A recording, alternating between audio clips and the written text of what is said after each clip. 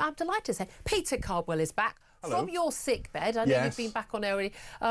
You've been a little poorly thing with your man flu, haven't you? I have. Lots of drama, racing to A&E. Yeah, indeed. Well, I got very good NHS care, it must be said, and they looked after me very, very well, both the GPs and at the hospital. But I'm alive and well. We're very, very glad to have you back. We have missed you. Right. Have we missed anything good at PMQs? Not really. Okay. This was not a particularly We'll just go to a break PMQ. early. No, I always say, don't I? I say, Peter, go and watch it, so we don't have to. Yes. And if there are any highlights, we'll bring them to you later. And the first thing, so not set the world light. It is amazing how often, and we saw this actually. I'm sure you were watching it. Kemi Badenoch last week. Her questions all about the education bill, which is a very important bill, but not about all the topics that everyone else was talking about. Well, the issues of the day, yeah, exactly. Well, today, in fairness, she did talk about the issues of the day and the fact that Rachel Reeves gave this big speech this morning in Oxford. Oh, did she? About growth. We've not mentioned it on the show. We should have covered that, producers. We'll get growth. Growth will be happening. It'll all be marvellous and wonderful, apparently. And that's what Kemi Badenoch asked about in her first question. In fact, all of her questions were about growth and this particular bill, saying that that she believes that it's actually anti-worker, anti-businesses and small businesses in particular. But in the first clip anyway, Keir Starmer had a response I think people will remember. Was it scripted? I wonder. Let's have a watch and a listen. Part 1 of the bill means a new employee could start a job in the morning and take their employer to a tribunal that afternoon. It is no wonder that this bill has been called an adventure playground for lawyers. This bill is terrible for business, but it is great employment for lawyers. I know the Prime Minister loves the legal profession, but he needs to stop being a lawyer and start being a leader. This is another measure in the bill that fails his growth test. Will he show some leadership and drop it? Mr. Speaker, I understand she likes straight talking. She's talking absolute nonsense. She knows, and anybody who understands anything about the bill or any employment law will know you can't start in the morning and go to the tribunal in the afternoon. Now, Mr. Speaker, we know she's not a lawyer. She's clearly not a leader. If she keeps on like this, she is going to be the next lettuce. Oh, I was expecting a better gag than that. It wasn't great, was it? She's going to be the next lettuce, ooh, you know. Yeah. I mean, I don't know. I mean, the thing is, you know, I mean, no one thinks he's a very good leader. That's part of the issue.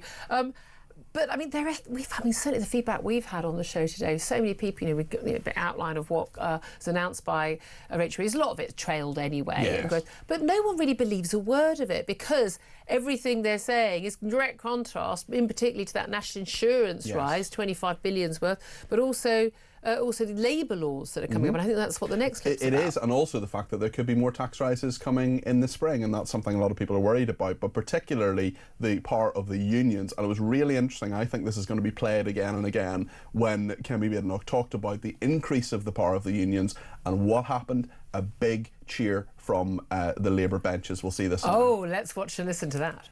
Part 4, they haven't read it, Part 4 of the unemployment bill is the biggest expansion of trade union powers for a generation. Exactly. Thank you. The public will have heard them cheer. Rather than deregulating for business who create growth, he's deregulating for the unions. Clause 61 alone reduces the notice period for strikes to just 1 week. Given strikes are catastrophic for growth, will he drop Part 4 of the bill? Mr. Speaker, it's good for working people and it's good for the economy. And she should keep up. The CBI have welcomed our positive steps this morning.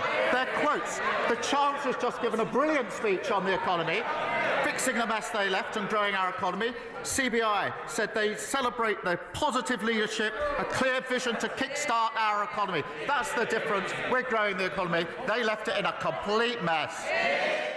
I mean, it's true, the economy was an economic mess, although we had Kevin Hollinrake, Shadow Housing Secretary, on the show a bit earlier, who was very keen to try and defend Tory's record. I'm not sure many voters are going to be too much in agreement. But it is absolutely fascinating, these contrasting, you know, the talk and the action from Labour on growth. You know, we're going to do this, going to do this. We had a fantastic call just a few moments ago, and our caller said, the thing is, you've got Rachel Reeves, she's got the ingredients for the cake, Yes. She just doesn't know how to cook. We need a Mary Berry. She doesn't actually know how to make even a Victoria sponge. They don't know how to do it because none of these people have any background in business, and they don't seem to know anyone who's ever run a business, unless, I don't know, it's someone who's giving them a load of money as a donor. But they don't seem to understand some of the basics, like that when you're running a business, you're going to be worried about the marginal cost of hiring the next employee, and therefore putting up national insurance for the employer and putting up and lowering the point at which they people can you as afford to well, keep those people? especially if you're doing an outlay of about £2,000 extra after the budget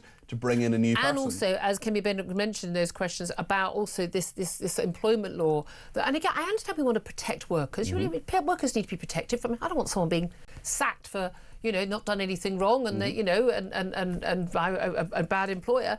But fundamentally, people need to be able to hire and fire much more freely. Otherwise, they simply will not hire anybody. Well, that's not going to happen now because this bill that's coming in is going to make it harder to get rid of people. And there is a marked contrast, I think, as well in America. You look at what Donald Trump is doing, sweeping away a lot of regulation, making it easier to hire and fire, making it easier for businesses, and the fact that their economy is going back gangbusters. And, our friend came back from New York recently, said it cost £18 for a Big Mac meal in McDonald's. I know. This is how expensive America has got because its economy is doing very, very well, and that is just not the case here. Yeah, absolutely. I mean, last time I went to New York, I was just like, are you kidding me? How much everything costs.